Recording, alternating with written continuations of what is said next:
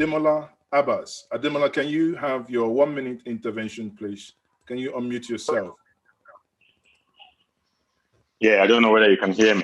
Yes, we can hear you, Ademola. Yeah, the name is Prof Ademola Abass. I thank you very much for giving me the floor. I was alerted by Professor Utomi a few minutes ago, almost an hour ago, to join this. Very quickly, let me start this way. I have appeared on Professor Pat Utomi's Potatoes Gang. I'm sure you might be aware of it a few times. And one of the last sessions we had, I remember I made a statement or a comment rather that I remember in the early 80s, there was somebody, I don't need to mention names, from one part of the country who came out openly and said to Nigerians that Nigeria was not ripe for an Igbo presidency. I was in the high school and I could not, for the life of me, remember how outraged I was. How angry really I was. I think about 17 years old then. I don't know whether you can see me. Hello? Yes, we can see you. You're on. Go ahead. Sorry, yeah. And I repeated that when we were talking on Potatoes Gang, I think about 3 months ago. And a gentleman called me and said, oh, he called to thank me for that sentence or statement. And I said, why? He said, because you are a Yoruba man and you are speaking for the Igbos. I said, no, you get it wrong. I am a Nigerian first and foremost. No. And it doesn't matter where you come from in this country. Nobody has a right to come out and tell me as a Nigerian that Nigeria was not right for Igbo presidency. I would react the same way if it was said about the Yorubas or the Awusas or the Jupuns or anything at all. And that is simply because that has been deployed from day one to keep us permanently divided. Number two, what happened in the last 13 days, I was chatting with a friend today who was very, very disappointed that, so after all this, what did they come to? She was very bitter. She said she will leave Nigeria. I said, yeah, you can leave Nigeria, but I am not leaving Nigeria. That for the first time, I am more proud of Nigerian youth than I've ever been in my life. And again, on Potatoes Gang, I said, for goodness sake, that's about 2 months ago, that we have youths in Nigeria who will pay their money and vote massively on Big Brother Nigeria. Why their country is going down the drain. If only they could spend 1/4 of their attention they put on BBN to change, to make their voices heard, Nigeria will never be the same. And, it was a bit prophetic, and I was so happy to see that happen. Now, yesterday, when Mr. President made his statement, an aunt of mine emailed me, sent me a message and said, this guy is so cold-hearted. Look at what he said. And I responded, I said, you imagine he has any heart at all? He said somebody is cold or warm-hearted when they have a heart. If they have no heart, well, it begs the question whether they are cold-hearted or warm-hearted. And I mean that sincerely. Because, and somebody was talking immediately after that, I think on channel analysis. And somebody said, oh, that was Mr. President's child. I said, what child? If Mr. President's child was killed in Ikoyi or in Enugu or anywhere it happened in the country, that will not be a style in which you will respond. Let's be honest. If a senator's child was killed, the conversation would be different. So let's stop kidding ourselves. And I told my friend, I said, look, for me, I will forever be proud of what are taking place in the last 13 days. That for the first time, the youth of this country have woken up. They were deemed lazy. They are now told all of us that they are not lazy. They've been quiet. They thought that we, the adults, will redeem ourselves. And I don't know whether I'm a youth or not. I'm just 52 years old.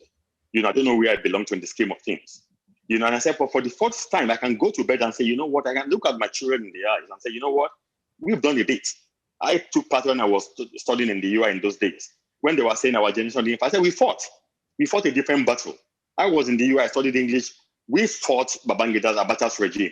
I was in LAC to study law. We fought Abacha to stand still. But we were fighting military regimes. There was no democracy. Nobody came. And they managed to divide us by saying it was irresponsible youth who were fighting in those days. And that was what they tried to do this time around by saying, oh, it was youth who are demonstrating. The question is, who are the youth demonstrating on behalf? They were demonstrating on behalf of the adults, of parents who have to pay their school fees.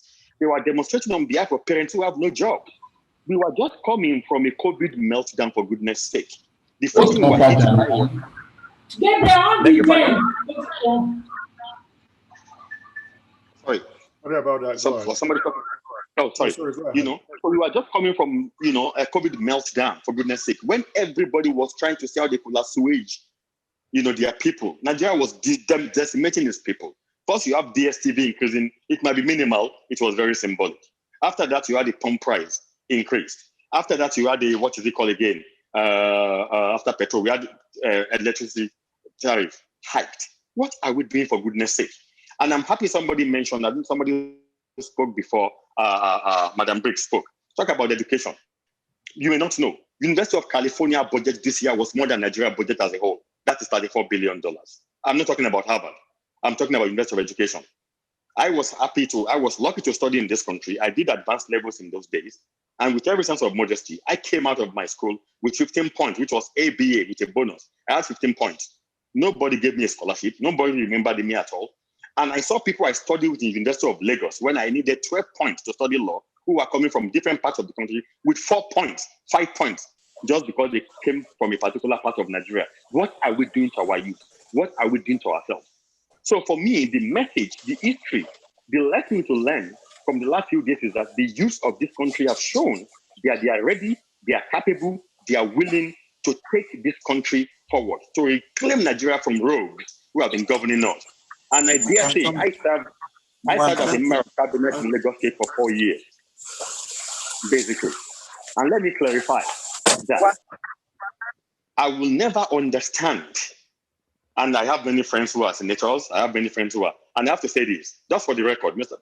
Professor told me, I'm pretty close to him, he knows me very well. I was coming back to Nigeria after almost 20 years in the UK, just for one reason, because I was visiting the University of Ibadan, and I saw the way they were treating PhD and master students. I said, for goodness sake, for every Ademola Abass who was teaching, I was a professor of international law in England. There were thousands of me who could do that job. I need to come back to my country.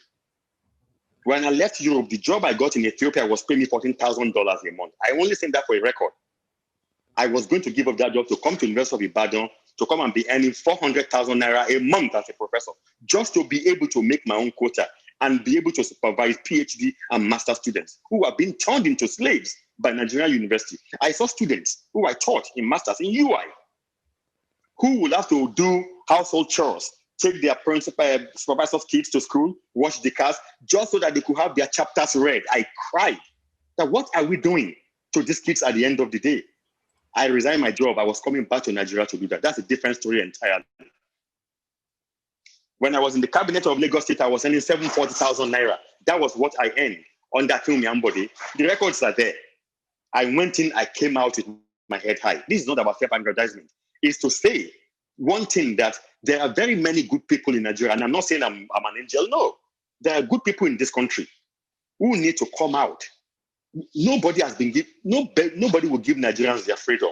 Let's go. We have to fight for our freedom, and without that, we cannot. We can't learn to appreciate what we have. We need to come out and fight. And I saw almost the balkanization of the youth movement. Oh, it was youth protest. No, the youth were fighting for you and I. They were fighting for their parents who don't have jobs anymore. They were fighting for the parents who couldn't put them in schools. They were fighting for parents who couldn't do anything for them. They were fighting for the soul of this country. And I saw my president, somebody we elected in this country, come out and not even mention one about that. And all we got was a veiled threat. Sorry, that doesn't do it. It is not your style. Let us stop excusing stupidities in Nigeria. Let us stop excusing sillinesses in Nigeria. Let's call a spade a spade. And that is the extent I will agree with Chief FFK when he spoke. However, let's be careful in going forward. A famous Greek poet, George Joseph, said, we must consider how we go forward. When Madam Briggs was speaking, she talked about, let us look up for all politicians whose children are studying overseas and this and that. That is not the way to go. I'll tell you why. I had my son overseas years before I came to Nigeria. I was paying the school fees as a professor in the United Kingdom. I work for the UN in Brussels. That kid was born there, schooling there. Now, should I now say because I'm in Nigeria now working for a government, my kid should be brought, or my kid should no longer go there? No, that is not the argument. The conversation should be, why should people in public offices in Nigeria have their kids in private schools and overseas? Why? In other words, the moment you go into a public office. The moment you become a public officer, you must bring your children to private schools, to schools in Nigeria. That is the only way we can make our education work for all of us in Nigeria. That is very, very important. It's not that we should say, oh, gun ho, wherever is a political, because you don't know the life I was living before I became a politician in Nigeria. And I don't like you are living before you became a politician in Nigeria. So that is, don't let us call a dog a bad name. No. What we should focus are people earning criminal salaries. Because for the life of me, I don't know how you can justify any 36 million naira as a senator. I'm sorry. I'm not directed to any particular person. I don't know why you are earning 25 million naira as a House of Representative member. I just don't get it. Okay.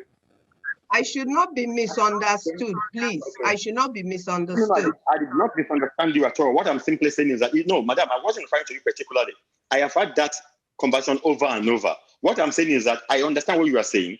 Yes, we need to address education problems in Nigeria, but the best way will have to be anybody in public office should not have their kids in public school, in private schools or overseas. That is, but it shouldn't be that somebody who already have their kids overseas should then suddenly, no, that's what I'm just trying to make a fine distinction here. So don't let us lose, the argument. And apart from that, have we apologized to the youth? I did not hear Mr. President apologize to the youth. We failed Nigerian youth. We failed them woefully. I told some of my friends 2 days ago, I said, look, the easiest way to solve this crisis, to my mind, and I could be very wrong, I was waiting for the Mr. President to come out and say, fellow Nigerians, and first and foremost, we must apologize to our youth against much hardship or injustice have been done.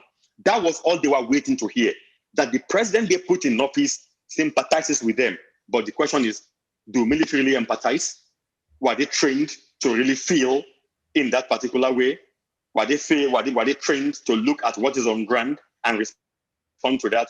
Sorry, Mr.